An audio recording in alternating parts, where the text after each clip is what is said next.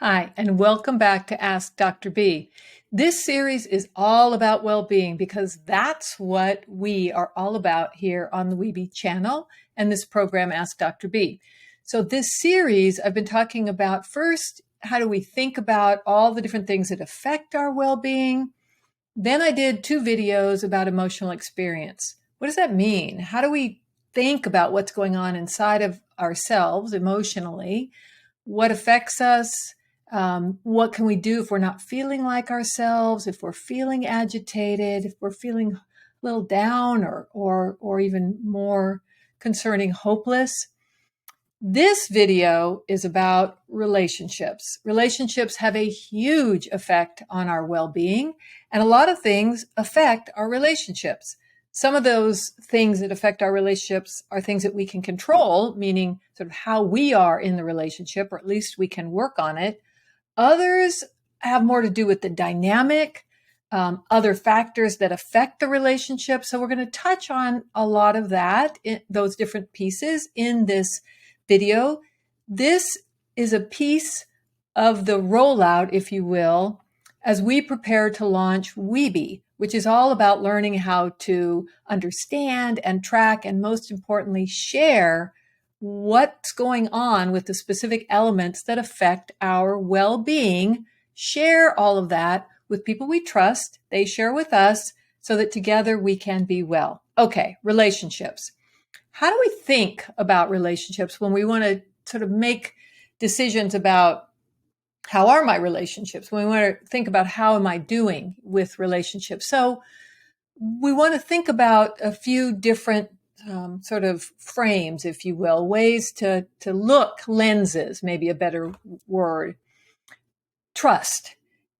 Do we feel like we have trust in this relationship? Are we trusting of the other person? Do they trust us? Really important. Are these relationships safe? Are there people in your life that you feel safe with, that you can reach out to if you need help, if you need to talk about how you're doing? Are they safe? Do you know that they've got your back, that they're there for you? Are they validating? Do those relationships, as you're thinking about the different relationships in your life, do these relationships make you feel seen, heard? Do they validate your experience of you?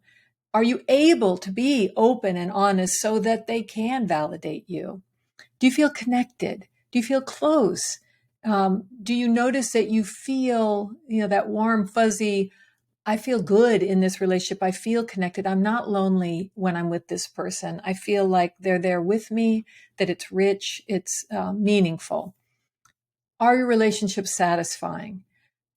Do you feel that this relationship gives to you and you give to it? It nurtures you, you nurture the other person, and that the relationship is solid and healthy and good. So if you think about these elements, trust, safety, validation, connection, and satisfaction, it's a good way to frame when you're assessing, how are my relationships? Okay, so let's say that on any given day, you think about how are my relationships today? So someone who feels that overall their relationships are excellent may have the sense that they have many people who they trust and who they turn to for support. My relationships feel satisfying. I don't feel lonely. My friends or partners, loved ones make me feel good about myself. They validate me. And I feel good about what I provide to them. So that's sort of what someone might say, how someone might describe healthy, solid, trusted, safe, validating, connected relationships. So let's say that you're sort of, your relationships are a little bit more mixed than that. You might say, overall, my relationships with friends are solid and mutually satisfying. I am currently having conflict with a significant relationship or more than one significant relationship in my life. Maybe we fight a lot. I don't feel good in this relationship, and it's occupying a lot of my emotional energy. I think we can all think about a time in our life when that may be true for us, that, overall the relationships are pretty solid, but maybe there's one or two that is taking a lot of energy does not feel good, doesn't feel validating or safe or trusted. So that's where you might be kind of in the middle with your relationships. And then some people may feel when they look at their relationships, they may feel that their relationships are poor overall. They may feel like, I don't have many friends or family members I trust. I feel lonely even when I'm with other people. I have a lot of tension or conflict in the relationships that I do have. I wish my relationships felt more satisfying. That's someone who, when they assess their overall relationships, we would say, that's a pretty poor assessment. So you have, excellent, kind of in the middle, and poor, and everything in between. But this is just to help you start to think about and ask the right questions of yourself. So what do we do if our relationships do not feel so good, or they're feeling poor? There are a lot of factors that affect our relationships. Things that are going on inside of us, things that are going on inside of the other person, things that affect the relationship. For example, a couple, a married couple, may be doing very well, very solid, and then if there's some trauma to their family, that can have a very negative effect on their relationship and be very difficult to recover from. So lots of things can affect a relationship. All we can do is what we can control about ourselves, the way we are. All we can do is try to be honest, direct, trusting in our half of the relationship, that we are someone who can be trusted. We have to work on being, showing up for the other person. Can they rely on us? Are we reliable? These are things that we can do. And we have to be honest and direct about things that someone else may be doing that is having a negative effect on us. And hopefully we have the foundation in that relationship to work things out. Okay. So as you think about your relationships, and wondering, are they overall, excellent, kind of in the middle range, fair, or are they poor? You might want to do a relationship inventory. You might want to, do some journaling and actually think about the primary relationships in your life and actually, list them and then assess so that what's working, which relationships are good for you. Sometimes it's really helpful to put things down, on paper or on a screen where you can look and say, wow, each one of these relationships, ask yourself some important questions. Is this a trusting relationship? Do I feel safe? Do I feel validated? Do I feel close? Am I able to be honest? Do I receive support? Am I able to give support? Do I have fun? Is this relationship fun? Is it, do I enjoy the time that I spend with this other person? Is it a reciprocal relationship? Sometimes when we're in a relationship that is not reciprocal, that weighs on us one direction or the other. If we feel like we're the one who's always giving, or when we're the one who feels like we're always needy and the other person never asks or never is able to receive. Do I feel taken advantage of in this relationship or taken for granted? Is this relationship unhealthy? Am I feeling neglected, or worse, am I feeling mistreated or abused? What do I like about this relationship and what don't I like? And do that honest assessment for the primary relationships in your life so that you can actually work on them, because that's the goal. It's unlikely that any of us have perfect relationships throughout our lives. They require work. They require an investment of time and energy. And sometimes you need to take a cold, hard look at a relationship and say, this one, maybe the person isn't a bad person, but it doesn't work together. It's not good. It's not a good dynamic. Or I need to distance a little bit. You can't do any of those things if you don't think about intentionally, am I feeling good about this relationship? Why or why not? If you're in a relationship that is abusive, please reach out for professional help. Please reach out we have resources, as I always include in the videos. There'll be resources. Please, if you're feeling that you are being if you are being abused, please reach out to the domestic violence hotline at 1-800-799-7233. And again, I did a whole series on abuse and violence and how do I know if I'm being abused and what can I do about it. You can check that out. So let's say that you've thought about the elements, this lens that I talked about, these different lenses to look at a relationship. You've done your assessment, and now you're ready to work on relationships. What can you do? What are some of the things that you can do? First of all, look at which relationships are the most successful. Why are they the most successful? What are you doing? How are you feeling in that relationship that you feel makes it successful? And what is the other person doing? What kind of person is on the other side of that relationship that makes you feel safe and trusted and validated and connected?